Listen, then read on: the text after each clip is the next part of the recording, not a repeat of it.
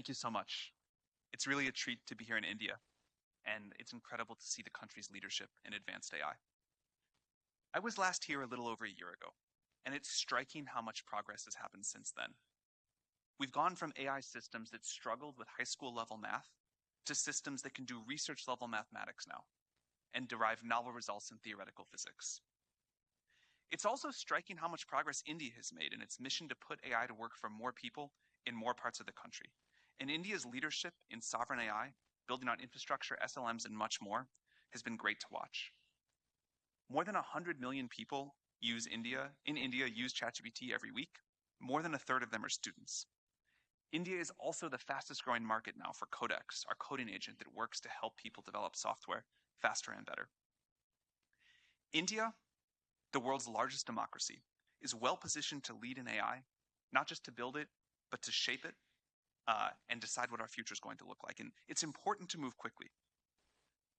On our current trajectory, we believe we may be only a couple of years away from early versions of true superintelligence. If we are right, by the end of 2028, more of the world's intellectual capacity could reside inside of data centers than outside of them. This is an extraordinary statement to make. And of course, we could be wrong. But I think it really bears serious consideration. A superintelligence, at some point on its development curve, would be capable of doing a better job being the CEO of a major company than any executive, certainly me, or doing better research than our best scientists. As we prepare for this possibility, we are guided by three core beliefs. Number one, we believe that democratization of AI is the only fair and safe path forward.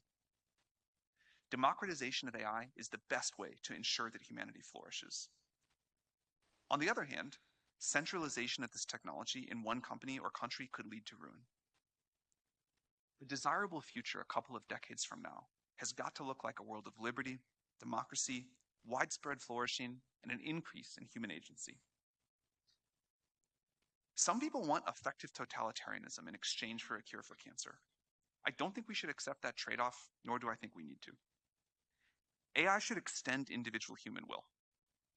We'll probably need superintelligence to help us figure out the new governance mechanisms to ensure that this happens fairly at scale, and to avoid problems like extremely unbalanced compute access or something else. Second, we believe that AI resilience is a core safety strategy. We don't mean that this is the only safety strategy. We will continue to need to build safe systems and solve difficult technical alignment challenges. But increasingly, we need to start broadening how we think about safety to include societal resilience. No AI lab, no AI system can deliver a good future on their own. For an obvious example, there'll be extremely capable biomodels available open source that could help people create new pathogens. We need a society-wide approach about how we're going to defend against this. And third, the future of AI is not going to unfold exactly like anyone predicts. And we believe that many people need to have a stake in shaping the outcome. The development of AI has already held many surprises, and I assume there are bigger ones to come. We understand that with technology this powerful, people want answers. But it's important to be humble about what we don't know and always remember that sometimes our best guesses are wrong. Most of the important discoveries happen when technology and society meet, sometimes have some friction, and co-evolve.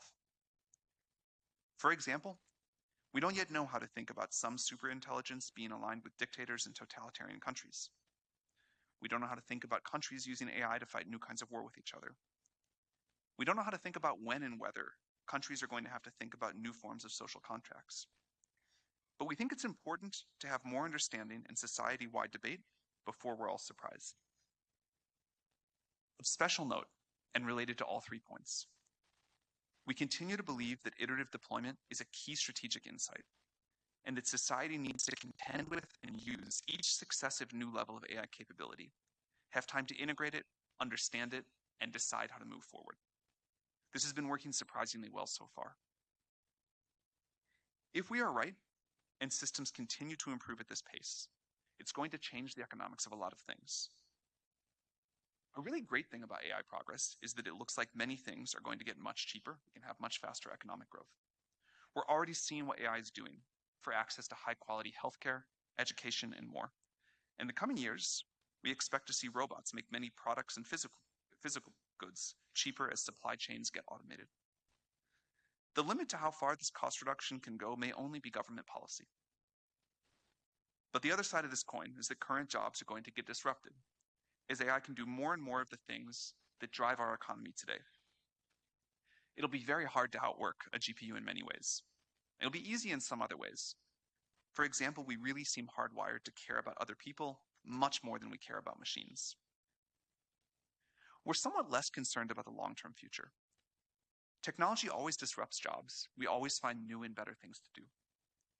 The people of 500 years ago would have thought that our current jobs often look silly, like ways to entertain ourselves, create stress. And the people 500 years from now hopefully will look at us, hopefully look to us, like impossibly rich people playing games, trying to find ways to pass their times. But we should all hope that they feel much more fulfilled than we do today.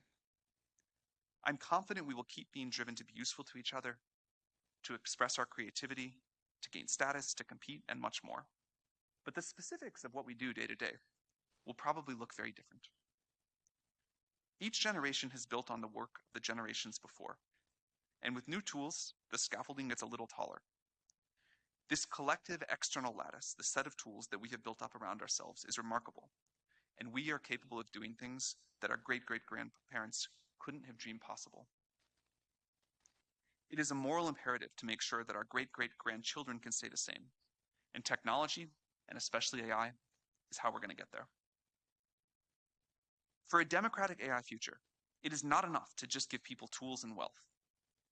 We also need to give them agency and power. The vision that AI companies lay out fundamentally reduced to either unilateral control or decentralized power. Sharing control means accepting that some things are going to go wrong in exchange for not having one thing go mega wrong, cemented totalitarian control. This is a fundamental trade-off of democracy, and it is one that we believe in very strongly as the way to give everyone collective agency over the future. Of course, this is not to suggest that we won't need any regulation or safeguards. We obviously do urgently, like we have for other powerful technologies. In particular, we expect the world may need something like the IAEA for international coordination of AI, and especially for it to have the ability to rapidly respond to changing circumstances. The next few years will test global society as this technology continues to improve at a rapid pace. We can choose to either empower people or concentrate power. Thank you very much.